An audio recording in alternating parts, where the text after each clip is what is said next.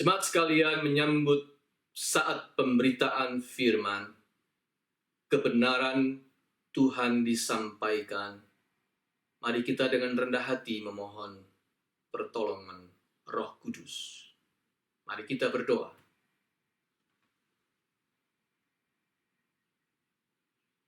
Allah Roh Kudus, tolonglah kami yang bodoh dan lamban untuk memahami kebenaran ini. Yang tak cakap mengerti kebenaran dengan jelas.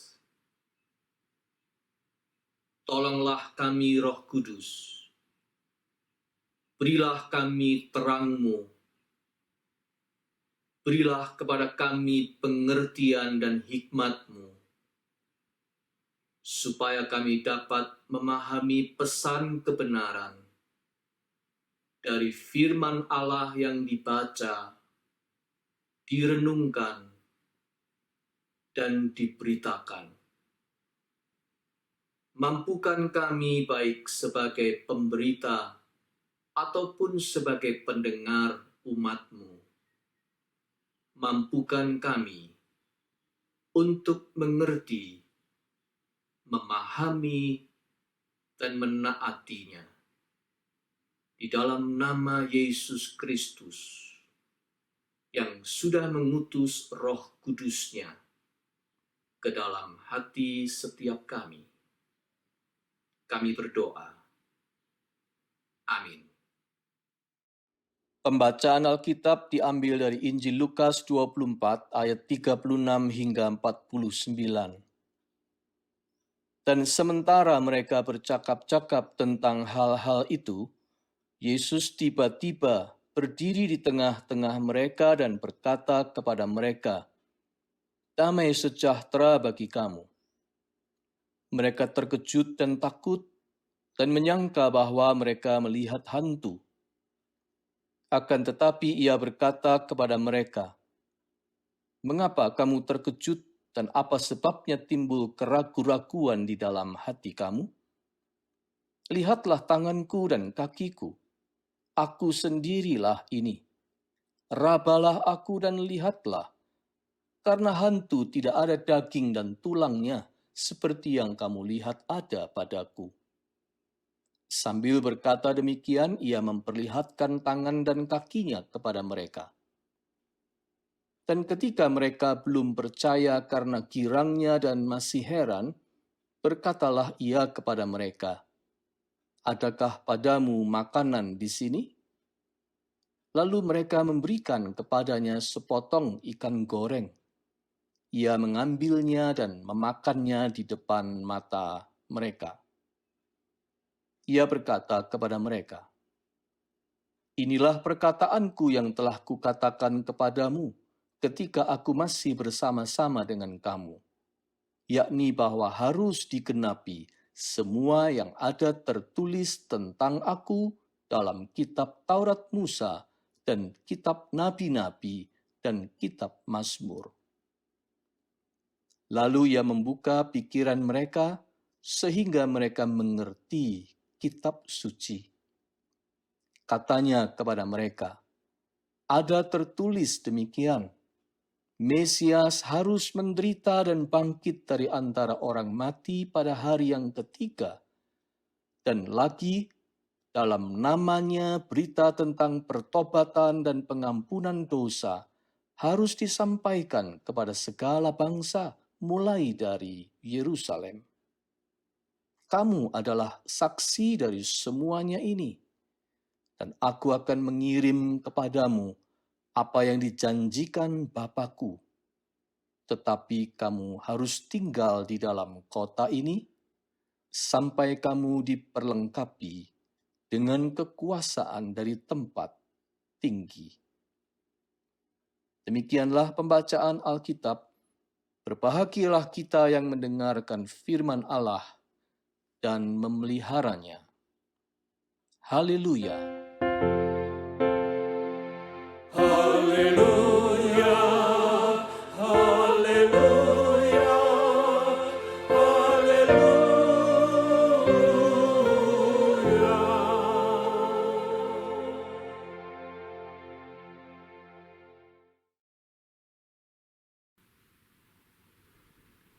masih salah sangka walau dia sungguh nyata. Itulah tema khotbah hari ini. Saudara-saudara, dalam bacaan kita hari ini, Injil Lukas adalah cerita tentang penampakan Tuhan Yesus kepada murid-muridnya untuk kali yang ketiga. Yang pertama, di makamnya dia tidak terlihat. Hanya ada clue petunjuk berupa suara malaikat kepada para perempuan dan kain kapan kepada Petrus. Tetapi dia tidak terlihat. Kali yang kedua adalah dalam perjalanan kedua murid menuju ke desa Emmaus. Di situ dia terlihat. Pada waktu mereka duduk di meja makan, ia memecah-mecahkan roti. Dia terlihat di mata mereka, namun segera lenyap lagi. Sekarang yang ketiga, dia sungguh-sungguh terlihat.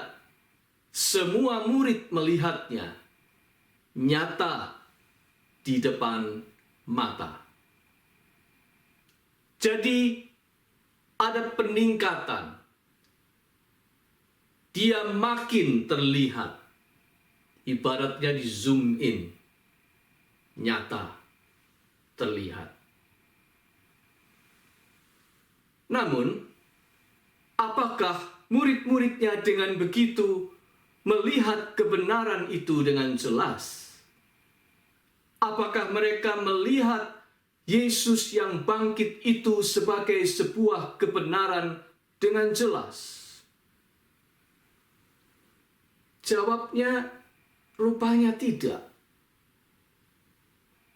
Mereka masih salah sangka, walau dia sungguh nyata. Di ayat ke-37 disebut, mereka menyangka bahwa mereka melihat hantu. Tuhan, mereka sangka hantu. Mengapa, saudara-saudara? Sebab kondisi jiwa mereka itu yang sangat berpengaruh. Campur aduk kondisi jiwa mereka. Terkejut, takut, ayat 37, ragu-ragu, ayat 38, bercampur girang, ayat 41. Semua itu seperti ramuan jiwa yang berkecamuk, yang membuat mereka sulit memahami dengan benar, memahami yang benar dengan jelas dan utuh.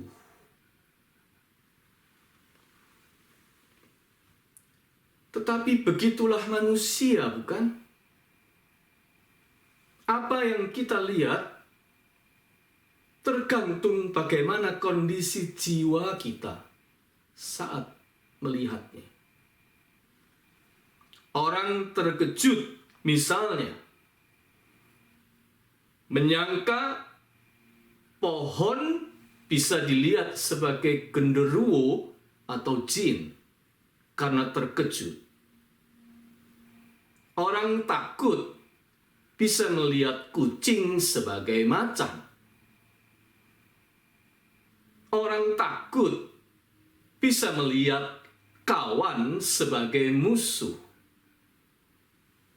Orang ragu-ragu menyeberang sungai cenderung melihat jurangnya daripada jembatannya.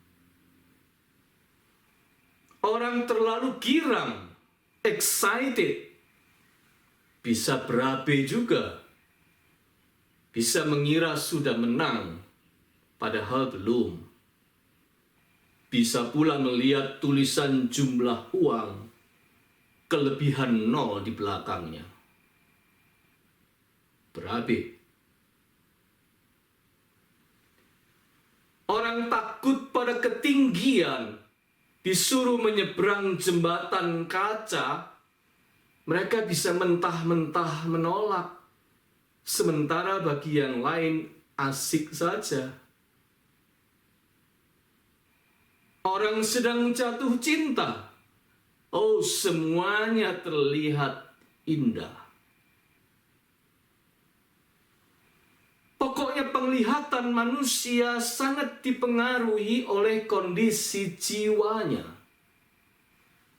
Itulah sebabnya tidak mudah bagi manusia untuk melihat kebenaran dengan jelas dan utuh.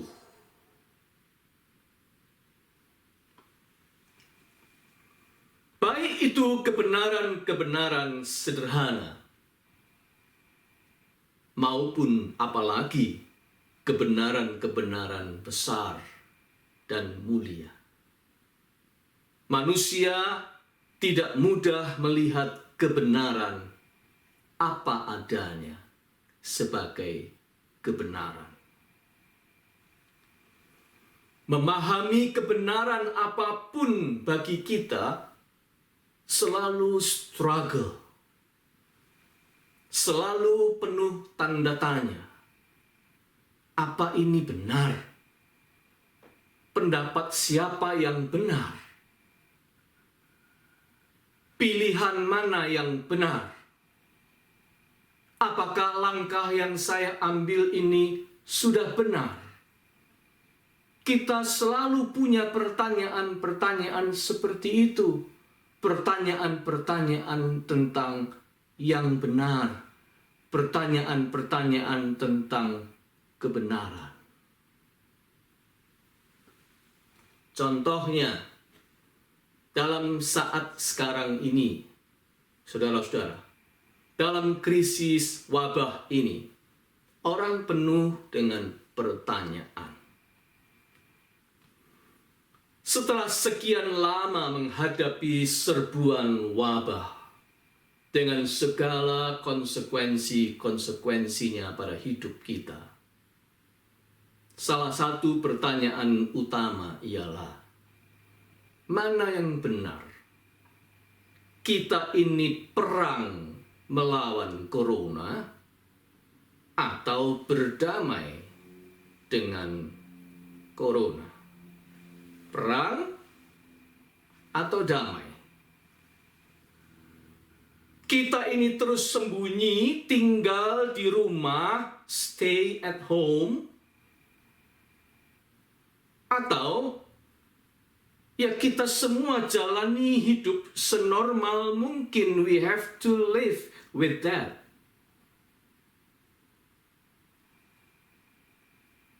Bagi para petugas kesehatan yang tahu betul ngerinya virus ini memakan korban, jelas memilih perang.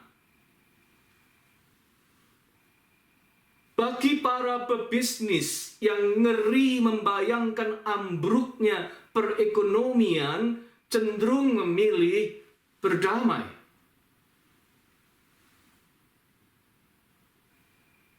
Bagi yang masih punya tabungan dan masih bisa bekerja di rumah dan tetap dapat gaji, ia memilih untuk stay at home. Tetapi bagi yang bisnisnya merugi kalau terus ditutup, dan bagi yang kalau tidak keluar bekerja, ia tidak makan, jelas lebih suka pilihan you have to live with that. Yang satu memikirkan selamat, kehidupan, yang lain memikirkan penghidupan.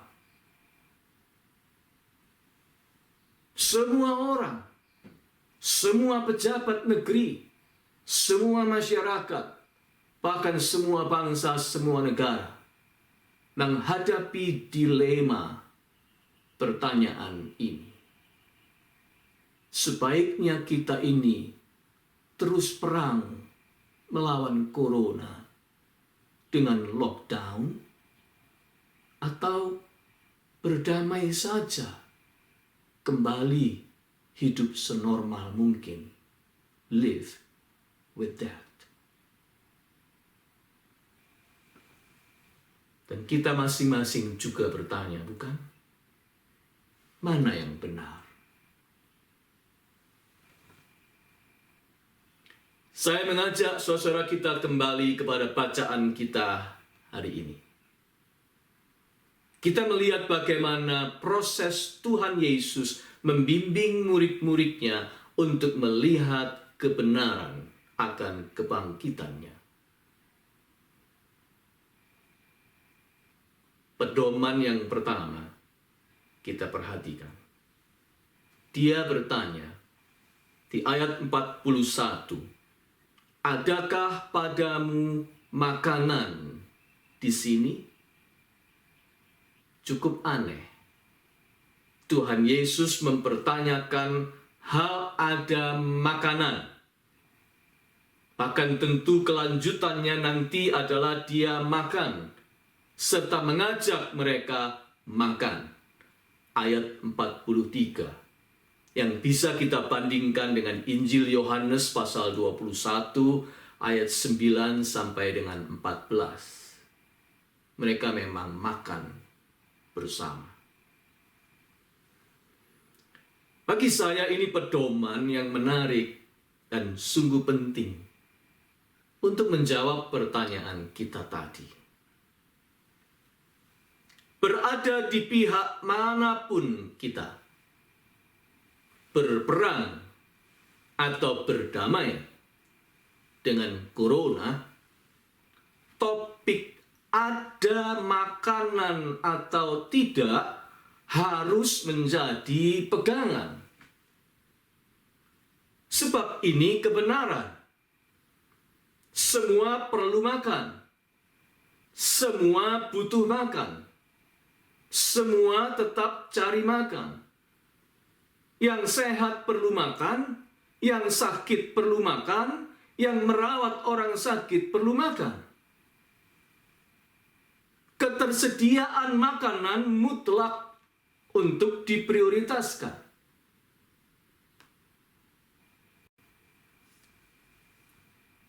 Kalau kita setuju berperang dengan lockdown, maka kebutuhan akan makanan tetap harus ada solusinya untuk semua.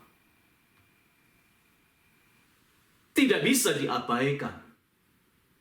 Harus ada makanan untuk semua. Tetapi kalau tidak ada solusinya untuk itu, maka berarti berjalan menempuh langkah berdamai dengan corona dengan secara perlahan-lahan membuka jalur ke arah kehidupan normal harus diterima dengan besar hati, asal disertai dengan keharusan mematuhi disiplin untuk jaga jarak dan pelindung diri.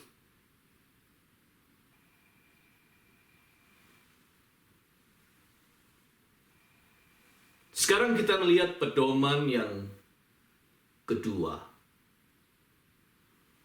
Ayat 45 berbunyi, lalu ia membuka pikiran mereka sehingga mereka mengerti kitab suci. Mengerti. Waktu itu semua kejadian bagi murid-murid berlangsung serba mengejutkan. Sejak perjamuan malam terakhir sampai dengan kebangkitannya, semuanya terjadi begitu mengguncang dan menegangkan dan membingungkan mereka. Mereka memerlukan sebuah pengertian. Bagaimana bisa mengerti semua kejadian itu dalam suatu understanding yang benar. Mereka memerlukan pengertian, what is going on? Melalui pembahasan kitab suci, Yesus memberi murid-muridnya pengertian.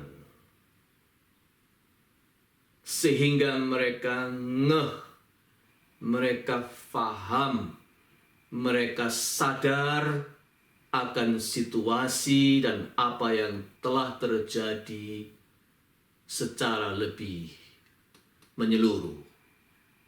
Mereka lebih punya complete understanding.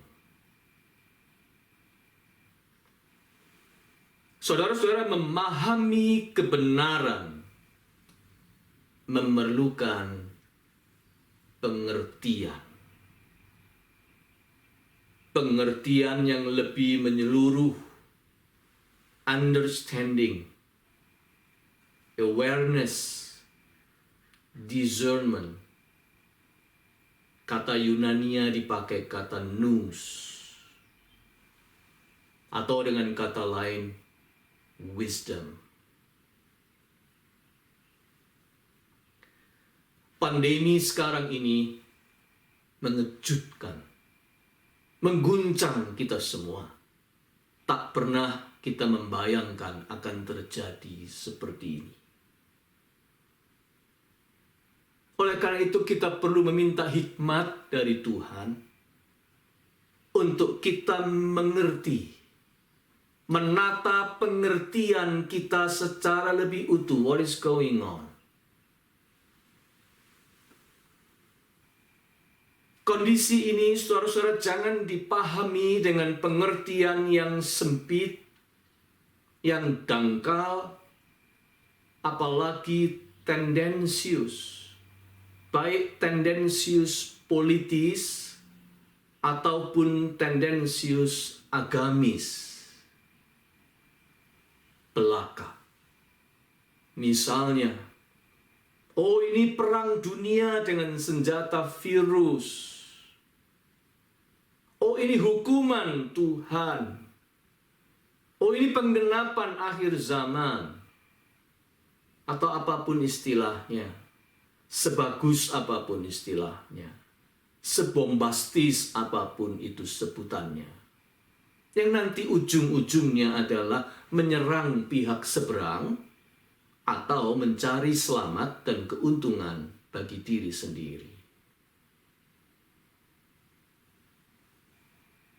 Kalau pemahaman atau pengertian kita model begituan, bagaimana kondisi ini akan membaik? Sulit. Karena orang hanya akan cenderung saling menyerang, menciptakan blok dan berpihak sini, berpihak sana, dan bahkan egois atas nama agama. Orang cuma akan saling tuding, menjadi fanatik, dan bersikap egoistik. Oleh sebab itu kita membutuhkan pengertian, understanding atas situasi ini yang lebih wise. Saya yakin banyak orang sudah memiliki pengertian yang baik akan situasi ini. Namun saya ingin mengangkat satu saja pengertian yang cukup benar, mendasar, utuh, sekaligus sederhana untuk dimengerti. Yaitu, melalui gambaran bahwa di dunia ini, sekarang ini, di masa pandemi ini, kita semua sedang menghadapi badai yang sama. Tetapi kita masing-masing tidak berada di dalam kapal atau perahu yang sama. Badainya sama, tetapi kapalnya dan perahunya tidak sama. Itulah kita sekarang ini. Badainya sama, semua kena serbu, tidak pandang bulu, yaitu wabah COVID-19. Badainya sama. Tetapi setiap orang, setiap keluarga, setiap bangsa berada di kapal atau perahunya masing-masing. Itulah faktanya. Ada orang yang bisa bekerja dari rumah. Ada orang yang harus tetap masuk kerja. Ada orang yang kerjanya malah di medan yang berisiko tinggi. Kapalnya tidak sama. Ada yang kapalnya cukup besar dan mantap.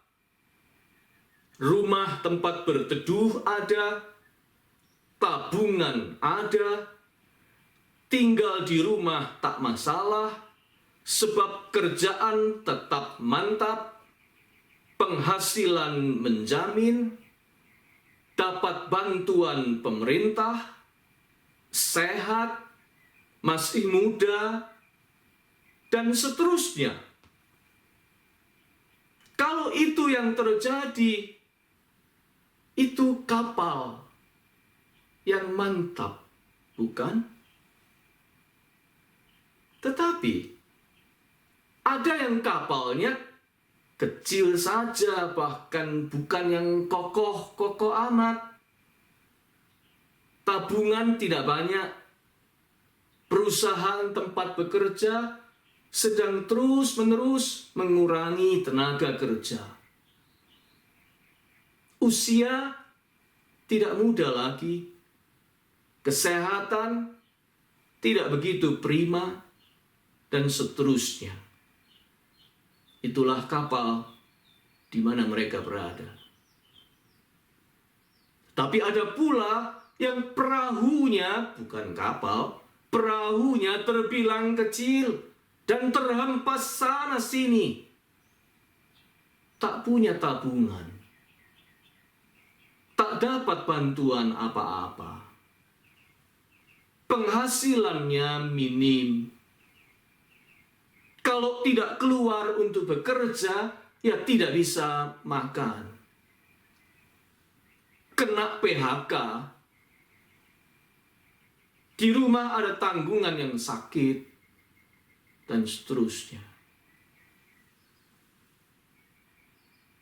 Itulah kapal mereka. Itulah perahu kecil mereka. Ada yang penumpangnya masih utuh. Ada yang salah satu atau beberapa penumpangnya sudah terlempar ke lautan lepas. Ada perahu yang sudah hancur. Bahkan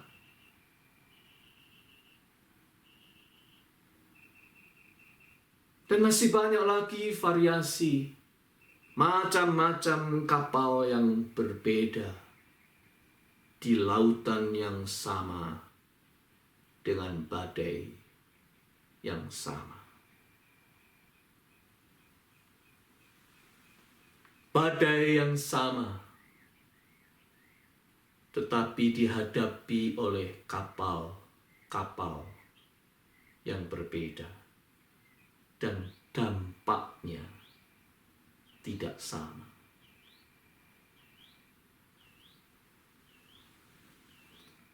Saudara-saudara, jika kita memiliki pengertian, understanding, seperti gambaran tadi, sudah sepantasnya kita ini saling memahami, saling memperhatikan, saling memperdulikan, dan saling menolong, bukan? Bukannya saling serang dan cari selamat sendiri. Kalau orang berpihak atau lebih condong pada perang melawan corona, stay at home, lockdown, dan seterusnya apapun istilahnya, itu juga ditentukan oleh ia berada di kapal mana. Kalau ia berpihak pada berdamai saja dengan corona, just live with that, itu juga tergantung di mana kapal ia berada. Ini bukan saatnya kapal yang satu beradu dengan kapal lain. Ini saatnya kita saling mengerti, peduli, dan menolong. Jason Irwan mengarang lagu di masa pandemi ini. Judulnya, Tuhan Tidak Diam. Dan liriknya antara lain berbunyi, kini saatnya kita menjadi berkat bagi dunia, menjadi tangannya. Oh, Tuhan tidak diam. Tetapi kita juga tidak boleh diam. Jangan berpikir asal saya tidak tenggelam. Sebab kita adalah tangan-tangannya. Kita harus saling mendoakan. Kita harus saling memberikan dorongan, semangat. Kita harus saling berbagi berkat. Kita harus saling berbagi rezeki, berbagi makanan, mengulurkan tangan, dan menyalurkan bantuan-bantuan. Kita ini harus menjadi tangan-tangan Tuhan.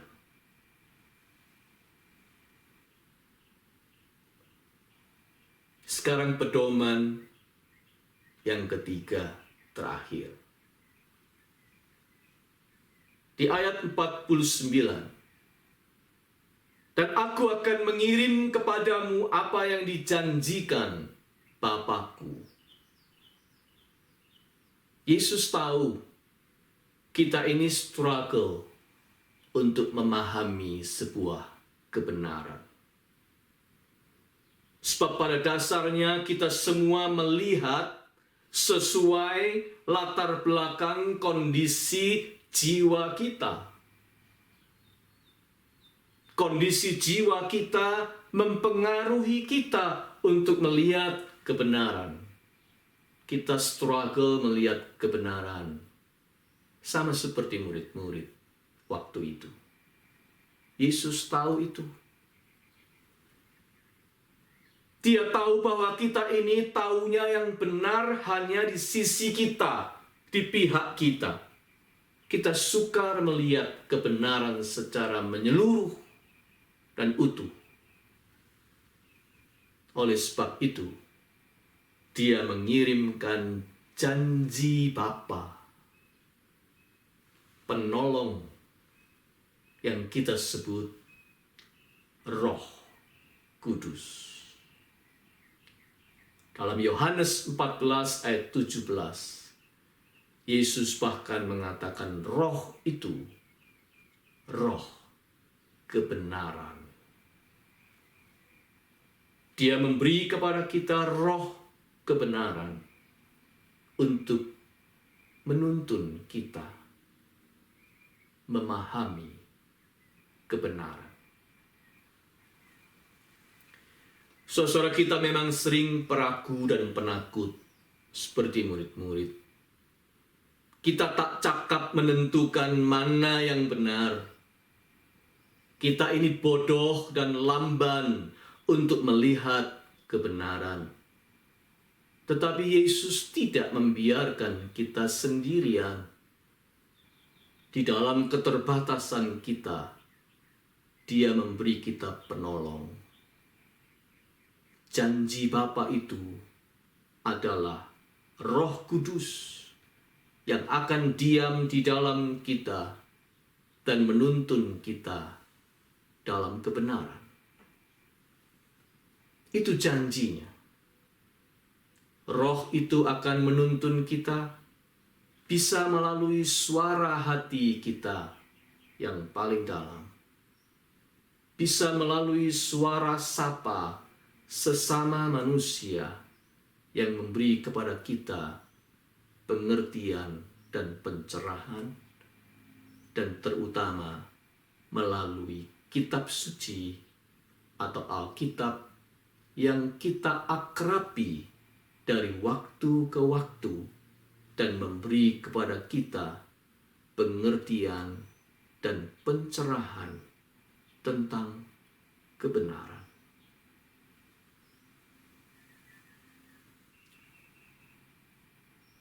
Pilihan atau jalan manapun yang orang pilih dan tempuh, pilihan atau jalan manapun yang kita tempuh, entah perang melawan corona atau berdamai saja dengan corona, semuanya tetap berisiko, bukan?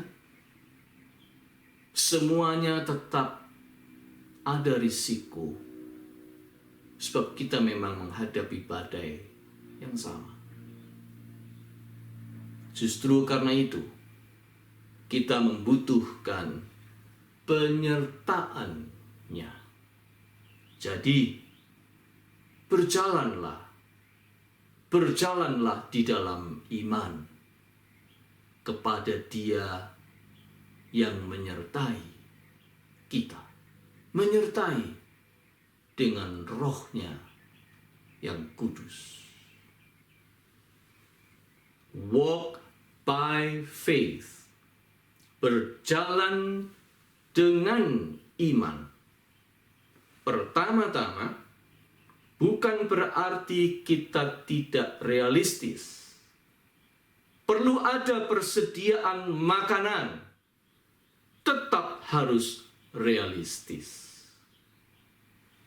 Yang kedua, perlu memiliki pengertian, wisdom yang menyeluruh, berwawasan, tidak sempit, tidak egois.